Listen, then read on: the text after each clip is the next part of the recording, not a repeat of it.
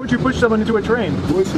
That man right there is called Marcise Parcellis, and he is the leading suspect currently right now in the recent attack that occurred in a 168th Street subway station where, again, allegedly, he pushed a 23-year-old woman into an oncoming A train, an attack that she did in fact survive. In fact, she hit the A train and ended up falling back onto the platform, did not end up on the track. Thankfully, she is okay. And he just said, according to the video that you just saw, that the reason why he decided to push this woman is due to the fact that the voices told him to do so. And unsurprisingly, Marcise has a long history of mental illnesses, a long history of previous arrests. Some of those arrests are violent, and yet he was turned back out onto the streets time and time again until he got into this instance right here where he nearly killed a woman. But unfortunately, fortunately for her, make no mistake about it, due to the fact that this will probably be regarded as a regular ordinary assault,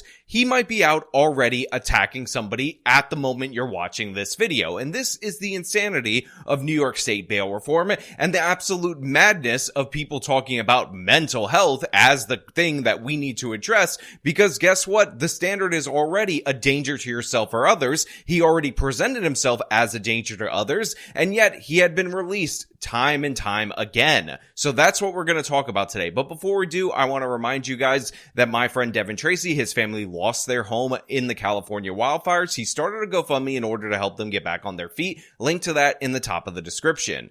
Well, John, that victim says that she was pushed out of nowhere on what was one of the worst days of her entire life. And police say witnesses helped them track down the man accused of pushing her. And once he was caught, that man making a startling on-camera admission. So the local news starts this off with honestly a completely pointless statement about how the victim in this particular instance says that being pushed into an oncoming train is one of the worst days in her life. I want to know what is in competition for this. Again, the victim is 23 years old in this particular instance. And yeah, obviously it is very traumatic for somebody to randomly, that you never saw, as we're going to find out later, shove you into a train. Your whole life flashes before your eyes. You could die if you fall either between the carts or in front of the train. But again, New York City, New York State don't really care about the victim because we have to have bail reform, because Andrew Cuomo wanted to sign something that said he was good at criminal justice reform in order for him to run for president. And yes, make no mistake about it, that is the reason why we have bail reform,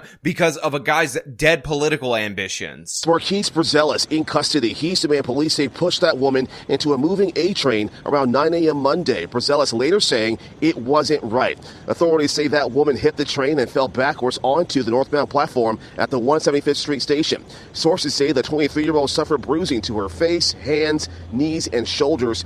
Police report witnesses snapping photos, helping officers track Parcellis to the 181st Street station. So a couple of things. First and foremost, I said it was the 168th Street station. Apparently it's the 175th Street station. But yeah, the woman suffered serious bruising and injuries. She fell back onto the platform. And also the local news is weirdly trying to run cover for this individual, saying that he said it wasn't right, when in reality, in actuality, he actually said a lot of different things as reported to us by the New York Post. So let me give you the full extent of this guy's deranged thought pattern, because the local news is trying to kind of tamp it down, and I'm not really here for that. Now, this is from Marcise himself, according to police. Quote, "I pushed her into the train because I was high and I was mad," Parcellis told the cops, according to the Manhattan District Attorney, Lauren Hatz. Quote, "I did it because I wanted to," he allegedly said. Now, of course, prosecutors put the man up for $150,000 bail, but who knows how this is going to work, especially considering that this is his third arrest in the New York City subway system in just over a week. Now, again, the local news segment about how he said, oh, it was the wrong thing to do, kind of rings a little bit hollow when you realize that he actually told the police that he was high and angry at the moment. Also, don't think I noticed that in the B-roll that they wanted to show of this particular station, somebody's jumping the turnstiles. As if the criminal problems in the city of New York aren't bad enough, we have another unrelated crime, somebody doing fare evasion, and guess guess what? The lack of the police cracking down on this, the lack of the disincentivization of this practice is leading to more and more people getting attacked. Again, see all the different various videos that I've done on how Will Bratton changed the subway system. I will link an article in the description so you can read about that, but it is very important for you guys to understand that these 3 arrests within just a week or in and around a week are not minor things, or at least not all of them are minor things, and obviously he shouldn't have been released back out onto the streets. But let's go over them so you can understand how this woman nearly died in the New York City subway due to the dereliction of duty of people at the prosecutor's office and, of course, New York State bail reform. Brazellus was busted on January 19th for entering a prohibited area of the Bergen Street subway station. Now you might say, Sean, that's a minor crime, that's a little baby crime, that's just trespassing, and unless you do that on January 6th, you don't deserve to serve years and years and years in prison. And I will say, you know what? Fair enough. I totally understand. I get where you're coming from. But this next crime that he was arrested, again, closer to the day that this attack happened, maybe it's a little bit more serious. Maybe something you would be concerned about. Now, of course, he was released, and just 4 days later, he was arrested again for allegedly grabbing a woman's butt as she stood next to her partner on a subway platform, according to prosecutors. Both cases, which included charges not eligible for bail, allowed Brazellus to remain free and escalate his subway deviance, culminating in the unprovoked attack at a Washington Heights station at around 9 a.m. on January 27th, according to prosecutors. So look, if you want to throw out the January 19th arrest, that's fine. We could toss that aside. Going into an unauthorized area, no big deal, nothing to talk about, nothing to see here. But then, the man is arrested for grabbing a woman's butt. She is a witness to this. Also, her partner that was with her is also a witness to this, and he is released same day automatically because apparently sexually assaulting somebody in the subway station, perfectly fine. And wouldn't you know it, when you release somebody with a pattern of behavior who is committing crime after crime after crime in the New York City subway, God knows how many crimes he wasn't arrested for, he ends up attacking another woman just days later in the same station because, you know, there's no consequences for him doing so. Brazellus, who's 26 years old and homeless, has had past run-ins with the law. Records showing at least 2 arrests, including one for sexual abuse. Now, of course, witnesses were able to assist in tracking him down. They're currently asking right now in this moment for a high value bail. But as we saw, we have prosecutors in the Manhattan District Attorney's Office who are just itching for a way to give this guy a break. And again, I just want you to think about it. It is 9 a.m. in a Washington Heights station. This is not an unpopulated station. This is not a station where you won't expect to have a lot of commuters going into work. But at peak commuting time, this guy freely attacks a woman. She's just supposed to deal with that for the rest of her life as she lives and works in the city of New York or goes to school in the city of New York. And that is just considered an appropriate consequence because of this innocent Beba Angel Aladdin. And people talk about his mental illness. And I just want to ask, how is his mental illness served by just releasing him back onto the streets so he can use drugs, so he can get angry, so he can attack more and more people? If he would have killed this woman, his entire life would have been gone as well. Life in prison, likely without the possibility of parole. And again, an innocent woman would have died. So you're not aiding the mentally ill. You're actually aiding and abetting the mentally ill in their crimes when you go soft on them. To the station, police say 26-year-old Marquise Brazellus allegedly shoved the victim into the side of the train so hard her body bounced back and she fell down onto the platform. She was rushed to the hospital and we're told is in stable condition. Now, police arrested the suspect soon after. We spoke with riders here who tell us that they are constantly worried about their safety, wish there were more police officers, but understand they can't be everywhere. Here's what they had to say. I think it should be 24 hours watch with police, nighttime, daytime, and morning time.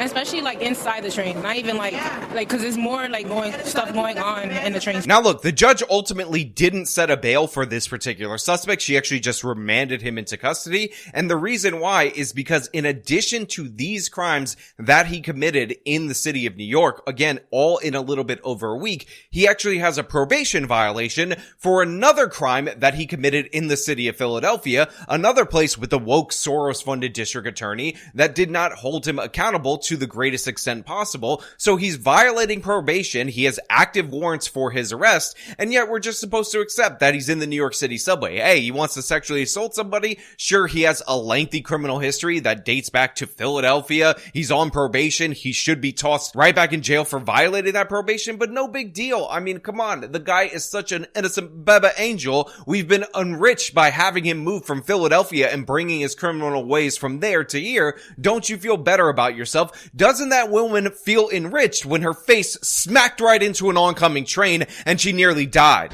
The MTA's chief security officer in a statement calling the release of Brazellus after 2 arrests last week beyond comprehension and urging the criminal justice system to do more. Brazellus now faces charges of assault and reckless endangerment. A friend of that victim says at this point she is now doing okay, and this all happened about 12 hours before the governor's subway safety plan fully mobilized across the transit system, with 2 uniformed officers on all trains running between 9 p.m. and 5 a.m. This happening just hours after that cutoff at 5 a.m. Yeah, you have somebody at the MTA saying it defies all logic that this person was allowed to commit multiple crimes in the transit system. I guess he didn't even realize that he was on probation, had an active warrant for his arrest for crimes related to Philadelphia, which is just another absurdity on top of this. But you shouldn't be surprised. You shouldn't be shocked. You shouldn't be dumbfounded. Multiple different attacks in the transit system have all happened with repeat offenders with recent violent arrests that were released same day automatically due to bail reform. Either that or they got incredibly low bail also due to bail reform, because even when you can charge a dollar amount, the judge is heavily incentivized to use a low dollar amount so the person can get out, or due to a district attorney just refusing to do their damn job, which is what Alvin Bragg does, unless of course the case can help him politically. Then all of a sudden he remembers that the Manhattan District Attorney's Office is not just an extension of the Public Defender's Office. So yeah, this woman could have died. Likely this guy will be released yet again. If he goes back to Philadelphia, they'll probably give him a gold medal because Larry Krasner feels so bad for this innocent baby angel Aladdin, innocent guy who just heard voices in his head, and we can't consider him a threat to society just because he's actively and has been an ongoing threat to society for a very long time. That would be evil white racism. We just can't have that. So yeah, this is where we're at in the city of New York. Yet another subway attack, yet another innocent person hurt, yet another time that this happens when the stations are supposed to be crowded, and all due to the same exact origin point, due to the same exact issue, which is bail reform, less is more, and all the different criminal justice reforms that were passed in 2020 by Andrew Cuomo, who of course was trying to run for president, and of course the subsequent ones that were added on post the Black Lives Matter riots. But of course, I want to know what you guys think down in the comments below. Do you think I'm going too hard on this repeat offender that we have yet to see the full extent of his criminal history? Or do you think that maybe we should hold repeat offenders accountable, and that just makes sense, and that's what I've been saying for years, and that's why you're watching this channel, because obviously you agree with that position. As per usual, if you like the video, show them by leaving a like, subscribe for more content, follow me on my social media, support me via support links in the description of this video. This has been me talking about the absolute madness in the New York City subway. Till next time.